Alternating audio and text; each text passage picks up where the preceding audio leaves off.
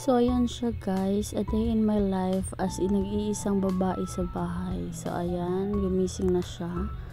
Tapos, niligpit niya yung higaan niya. So, ayan na siya.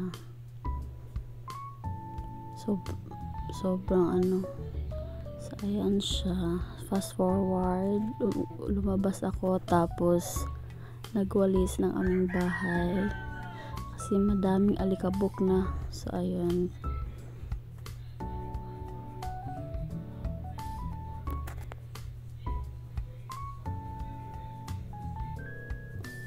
So, ayan, nagwalis pa siya. Inilipat niya lang yung cellphone niya. So, ayan.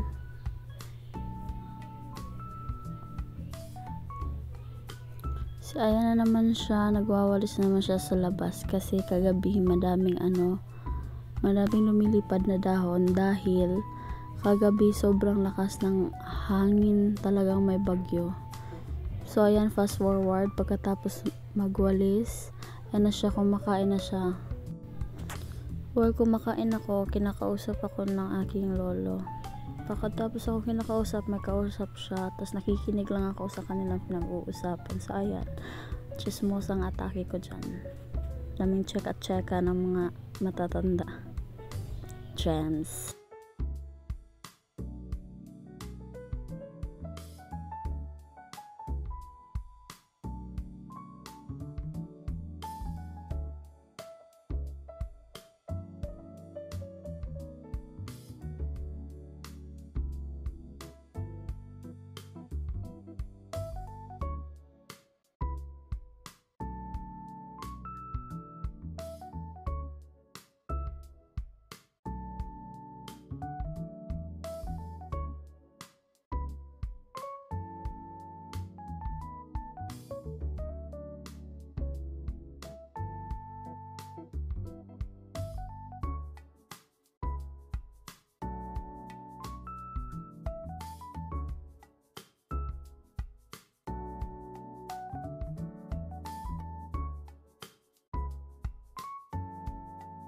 So, ayan, fast forward again.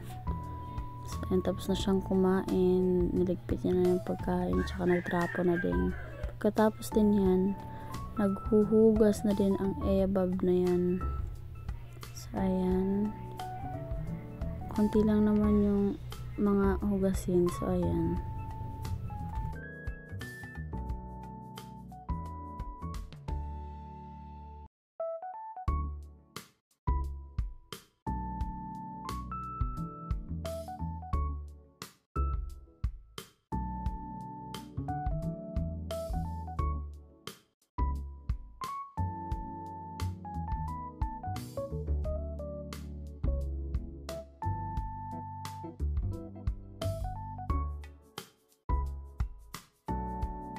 So, ayan siya. Malapit na siya yung matapos sa paghuhugas. So, fast forward. So, ayan na siya. Tapos na yung mga gawain ko. Pagkatapos niyan, wala na din gagawin.